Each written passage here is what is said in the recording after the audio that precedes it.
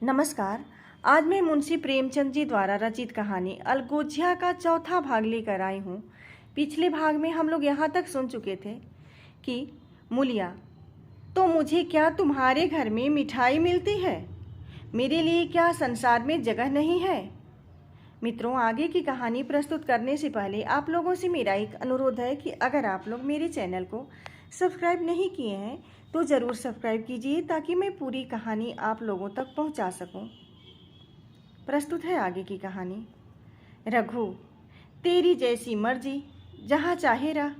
मैं अपने घर वालों से अलग नहीं हो सकता। जिस दिन इस घर में 2 चूल्हे जलेंगे उस दिन मेरे कलेजे के 2 टुकड़े हो जाएंगे। मैं यह चोट नहीं सह सकता। मुझे जो तकलीफ हो वह मैं दूर कर सकता हूँ।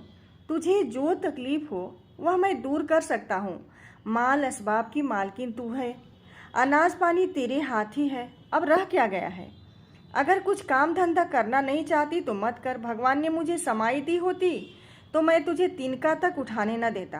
तेरे यह सुकुमार हाथ पांव मेहनत मजदूरी करने के लिए बनाए ही नहीं गए हैं। मगर क्या करूं, अपना कुछ बस ही नहीं है। फिर भी तेरा जी जो चाहे काम कर, न चाहे मत कर, मगर मुझसे अलग होने को न कह। तेरे पैरों पड़ता हूँ। मूलिया ने सिर से आंचल खिसकाया और जरीर समीप आकर बोली, मैं काम करने से नहीं डरती, न बैठे बैठे खाना चाहती हूँ, मगर मुझसे किसी की धौंस नहीं सही जाती। तुम्हारी ही काकी घर का काम काज करती है तो अपने लिए करती है, अपने बाल बच्चों के लिए करती है, मुझ पर कुछ एहसान नहीं करती। फिर मुझ पर धौंस क्यों जमाती है? उन्हें अपने बच्चे प्यारे होंगे, मुझे तो तुम्हारा आसरा है। मैं अपनी आंखों से यह नहीं दे सकती कि सारा घर तो चैन करे, जरा जरा से बच्चे तो दूध पिए, और जिसके बलबूते पर गृहस्थी बनी हुई है वो मट्ठे को तरसे, कोई उसका पूछने वाला न हो। जरा अपना मुंह तो देखो, कैसी सूरत निकल आई है। औरों के तो 4 बरस में अपने पट्टे तैयार हो जाएंगे, तुम तो 10 साल में खाट पकड़ जाओगे। बैठ जाओ, खड़े क्यों हो? क्या मार कर भागोगे? मैं तुम्हें जबरदस्ती न बांध लूंगी। या मालकिन का हुक्म नहीं है। सच कहूँ, तुम बड़े कट कलेजी हो। मैं जानती ऐसे निर्मोही से पाला पड़ेगा तो इस घर में भूल से न आती। आती भी तो मन न लगाती, मगर अब तो मन तुमसे लग गया। घर भी जाऊं तो मन यहीं रहेगा और तुम जो हो मेरी बात नहीं पूछते। मूलिया की ये रसीली बातें रघु पर कोई असर न डाल सकी। वह उसी रुखाई से बोला, मूलिया, मुझसे यह न होगा। अलग होने का ध्यान करते ही मेरा मन न जाने कैसा हो जाता है। यह चोट मुझसे न सही जाएगी। मूलिया ने परिहास करके कहा, तो चूड़ियाँ पहनकर अंदर बैठो ना। लाओ, मैं मूछें लगा लूँ। मैं तो समझती थी कि तुम में भी कुछ बल है, पर अब देखती हूँ तो निरे मिट्टी के लोंदे हो। पन्ना दलान में खड़ी दोनों की बातचीत सुन रही थी। अब उसे रहा न गया। सामने आकर रघु से बोली, जब वह अलग होने पर तुली हुई है फिर तुम क्यों उसे जबरदस्ती मिलाए रखना चाहते हो? तुम इसे लेकर रहो, हमारे भगवान मालिक हैं। जब महतो मर गए थे और कहीं पत्ती की भी छाह न थी, जब उस वक्त भगवान ने निभा दिया तो अब क्या डर? अब तो भगवान की दया से तीनों लड़के सयाने हो गए हैं, अब कोई चिंता नहीं। रघु ने आंसू भरी आंखों से पन्ना को देखकर कहा, काकी, तू भी पागल हो गई है क्या? जानती नहीं, 2 रोटियां होते ही 2 मन हो जाते हैं। पन्ना, जब वो मानती ही नहीं तब तुम क्या करोगे? भगवान की मर्जी होगी तो कोई क्या करेगा? परालब्ध में जितने दिन एक साथ रहना लिखा था उतने दिन रहे। अब उसकी यही मर्जी है तो यही सही। तुमने मेरे बाल बच्चों के लिए जो कुछ किया वह भूल नहीं सकती। तुमने इनके सिर हाथ न रखा होता तो आज इनकी न जाने क्या गति होती। न जाने किसके द्वार पर ठोकरे खाते होते, न जाने कहाँ कहाँ भीख मांगते फिरते। तुम्हारा जस मरते दम तक गाऊंगी। अगर मेरी खाल तुम्हारे जूते बनाने के काम आए तो खुशी से दे दूं। चाहे तुमसे अलग हो जाऊं, पर जिस घड़ी पुकारोगे कुत्ते की तरह दौड़ी आऊंगी। यह भूल कर भी न सोचना कि तुमसे अलग होकर मैं तुम्हारा बुरा चेतूंगी। जिस दिन तुम्हारा अनभल मेरे मन में आएगा उस दिन विष खाकर मर जाऊंगी। भगवान करे तुम दूधो नहाओ पूतो फलो, मरते दम तक यही आशीष मेरे रोए रोए से निकलती रहेगी। और अगर लड़के भी अपने बाप के हैं तो मरते दम तक तुम्हारा पोष मानेंगे। यह कहकर पन्ना रोती हुई वहां से चली गई। रघु वही मूर्ति की तरह बैठा रहा। आसमान की ओर टकटकी लगी थी और आंखों से आंसू बह रहे थे। पन्ना की बातें सुनकर मूलिया समझ गई कि अपने पाँव 12 हैं। चटपट उठी, घर में झाड़ू लगाई, चूल्हा जलाया और कुएं से पानी लानी चली गई। उसकी टेक पूरी हो गई थी। गांव में स्त्रियों के 2 दल होते हैं, एक बहुओं का, दूसरा सासों का। बहुएं सलाह और सहानुभूति के लिए अपने दल में जाती, सासें अपने में। दोनों की पंचायतें अलग होती हैं। मूलिया को कुएं पर 2-3 बहुएं मिल गई। एक से पूछा, आज तो तुम्हारी बुढ़िया बहुत रोध हो रही थी। मूलिया ने विजय के गर्व से कहा, इतने दिनों से घर की मालकिन बनी हुई है, राजपाट छोड़ते किसे अच्छा लगता है बहन।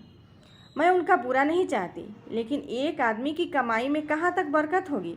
मेरे भी तो यही खाने पीने पहनने ओढ़ने के दिन है। अभी उनके पीछे मरो, फिर बाल बच्चे हो जाएं, उनके पीछे मरो, सारी जिंदगी रोते ही कट जाए। एक बहू बुढ़िया ही चाहती है कि यह सब जन्म भर लौड़ी बनी रहे, मोटा झोटा खाए और पड़ी रहे। दूसरी बहू किस भरोसे पर कोई मरे। अपने लड़के तो बात नहीं पूछे, पराए लड़कों का क्या भरोसा। कल इनके हाथ पैर हो जाएंगे तो फिर कौन पूछता। अपनी अपनी मेहरियों का मुंह देखेंगे।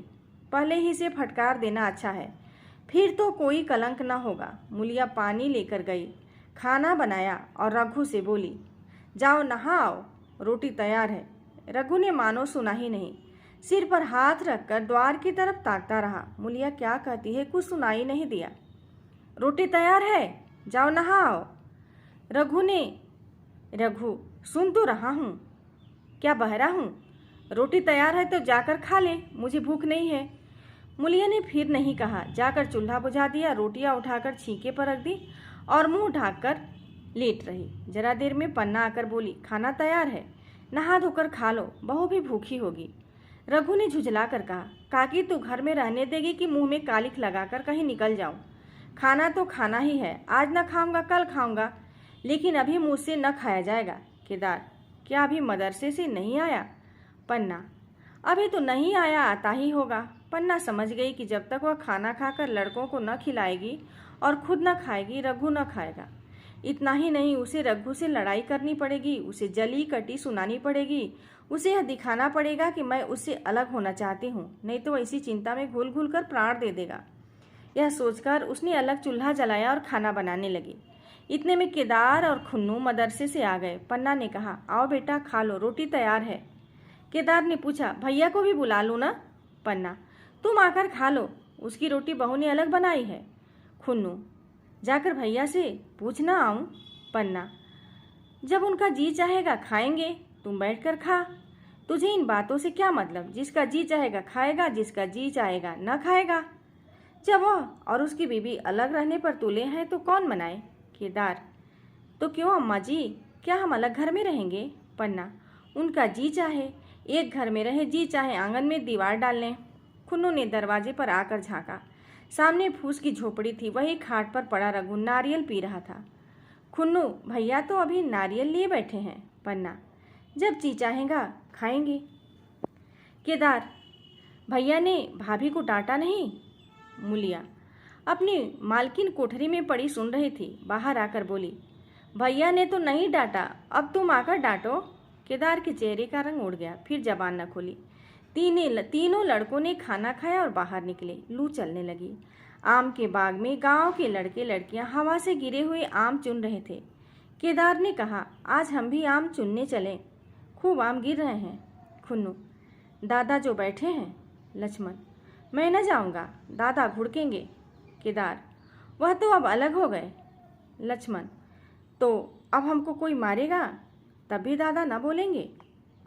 मित्रों, आगे की कहानी मैं अगले वीडियो में लेकर आऊँगी।